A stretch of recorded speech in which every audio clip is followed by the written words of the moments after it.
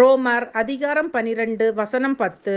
சகோதர சிநேகத்திலே ஒருவர் மேலொருவர் பட்சமாயிருங்கள், கனம் பண்ணுகிறதிலே ஒருவருக்கொருவர் முந்திக் கொள்ளுங்கள். அன்பான தேவ பிள்ளைகளே, இங்கு கர்த்தர் நம்மை பார்த்து கனம் பண்ணுகிறதிலே ஒருவருக்கொருவர் முந்திக் கொள்ளுங்கள் என்கிறார். நாம் ஒருவரை சபையிலோ அல்லது வெளியிலோ சந்திக்க நேரிடும்போது நாம் முதலில் அவர்களுக்கு வாழ்த்து சொல்ல, ஸ்தோத்திரம் சொல்ல முந்திக் கொள்ள வேண்டும்.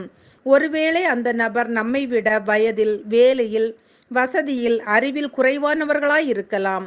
ஆகவே அவர்கள் சொன்னால் பார்க்கலாம் என நம் இருதயத்தில் நினைக்க கூடாது. இதற்கு நம் ஒவ்வொருவருக்கும் மனத்தாழ்மை தேவை. அதாவது பிறரை நம்மை விட மேன்மையாக எண்ண வேண்டும். பிறரிடம் நாம் மாயமற்ற அன்புடையவர்களாய் இருக்க வேண்டும். அப்படியானால் மட்டுமே கனம் பண்ணுவதில் நாம் முந்திக்கொள்ள முடியும். அன்பானவர்களே, நம்முடைய தேவன் கனத்திற்கும் மகிமைக்கும் பாத்திரர். ஆனால் இந்த மகிமையின் தேவன் தாம் உருவாக்கிய மனிதனை கூட கனம் பண்ணுகிறார். இதை பார்க்கும்போது ஆச்சரியமாக இருக்கிறதல்லவா?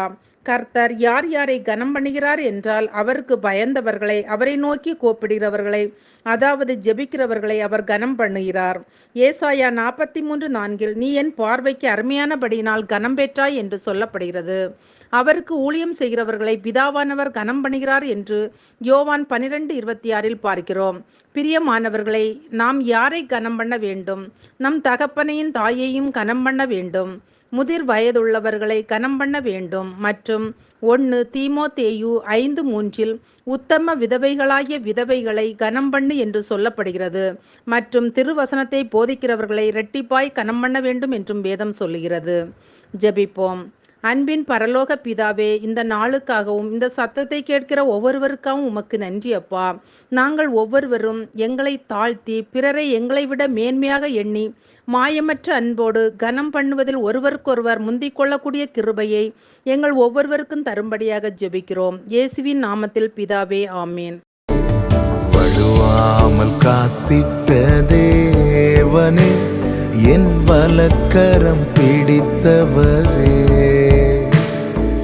வல்லடிக்கெல்லாம் விலக்கி என்னை வாழ்ந்திட செய்தவரே, ஆயிரம் நாவிருந்தான் நன்றி சொல்லி தீராதே, வாழ்நாளெல்லாம் உம்மை பாட வார்த்தைகளும் போதாதே, நான் உள்ளளவும் துதிப்பே